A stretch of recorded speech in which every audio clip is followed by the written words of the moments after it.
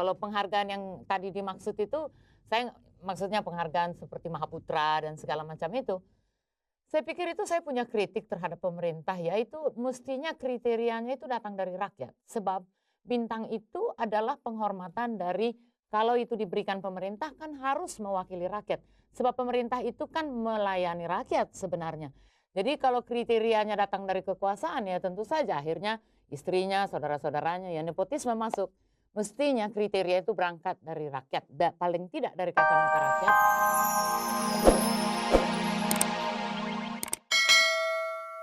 Banyak hal kita tidak tahu. Masyarakat itu tidak tahu perkembangan yang sesungguhnya.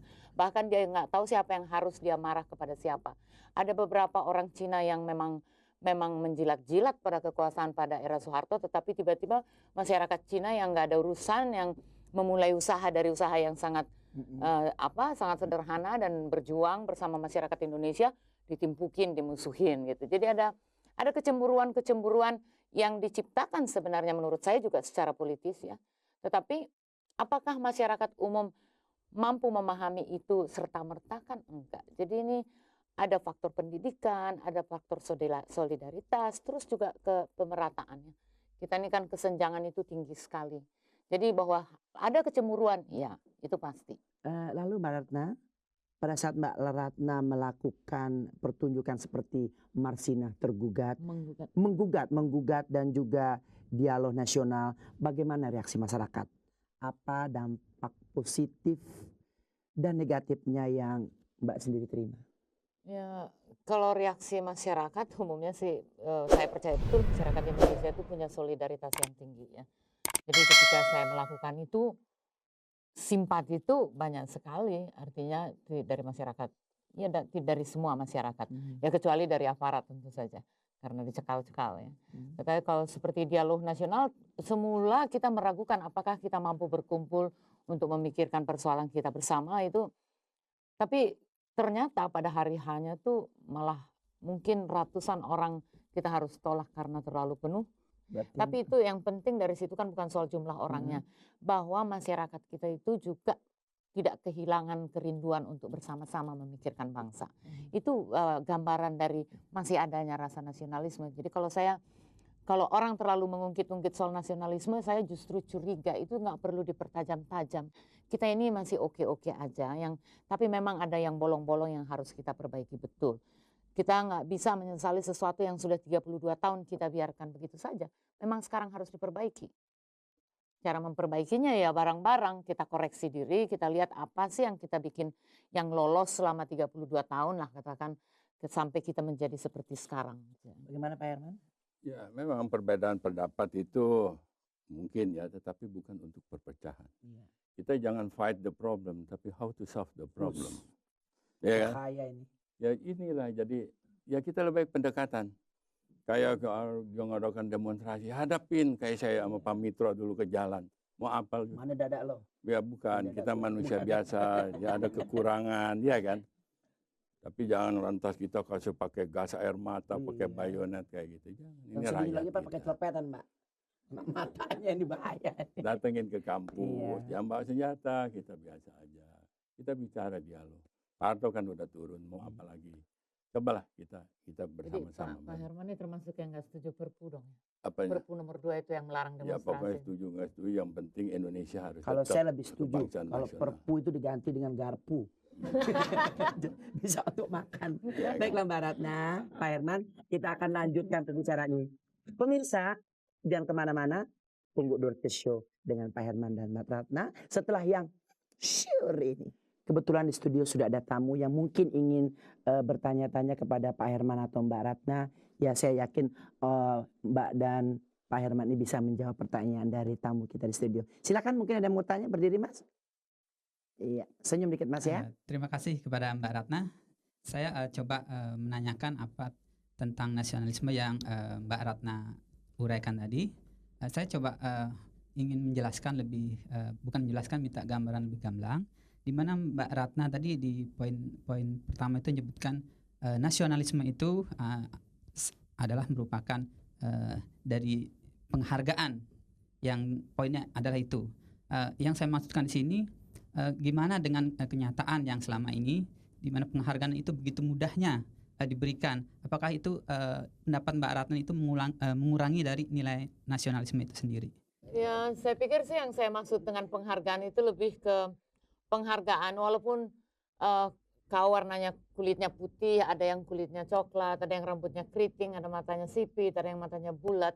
Semua membutuhkan dihargai dan punya kewajiban menghargai. Itu satu. Kalau penghargaan yang tadi dimaksud itu, saya maksudnya penghargaan seperti Mahaputra dan segala macam itu.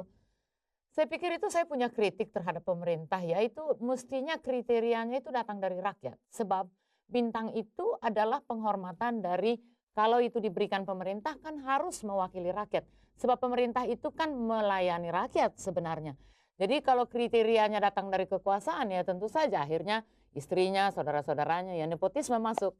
Mestinya kriteria itu berangkat dari rakyat, paling tidak dari kacamata rakyat, supaya jelas gitu siapa yang mengabdi pada rakyat dalam pengertian yang bisa diterima rakyat, nyata gitu. Itu bintang penghargaan ya Mbak ya? Iya, jadi jangan ukurannya kekuasaan atau siapa yang kebetulan berkuasa. Bukan bintang yang ini bukan ya?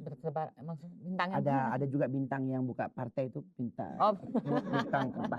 Bukan ya Mbak ya? Bulan bintang, besar. bintang. Tapi kalau itu diselipkan ke dada besar juga itu ya. Oke, mungkin ada lagi yang mau bertanya? Silakan. Pada saat ini kan rasa nasionalisme pada diri remaja, contohnya pada saya kan semakin berkurang. Ya. Yang disebabkan oleh kebudayaan Barat yang masuk ke Indonesia, bisa melalui film, cara berpakaian, terus pergaulan bebas. Yang ingin saya tanya adalah di sini pemerintah apakah harus menghapuskan kebudayaan Barat yang masuk ke Indonesia itu? Nggak semua yang dari Barat itu jelek ya. Tapi saya pikir kita harus bisa juga mentransformasi mana yang baik dan juga mengoreksi mana yang membuat filter sendiri. Dan filter untuk menolak yang tidak baik. Filter kita itu kita punya adat istiadat, kita punya agama, kita punya norma-norma ketimuran yang sebenarnya bisa kita lakukan. Dan kalau ditanya sama saya siapa yang paling bertanggung jawab, setiap orang. Jadi jangan saling menyalahkan ini mestinya orang tua terlalu sibuk ini. Saya pikir semua unsur mulai dari ya tadi Kamtibmas dan apa itu sebenarnya bagian. Barangkali kita nggak bisa analisa sekarang kenapa Kamtibmas ikut di situ, kenapa pemerintah punya keterlibatan dan tidak hanya orang tua misalnya. Nah, satu saat kita bisa bahas itu, tetapi semua orang harus bisa saling mengoreksi, saling menghormati, apakah ini salah. Kalau mengoreksi itu jangan tiba-tiba.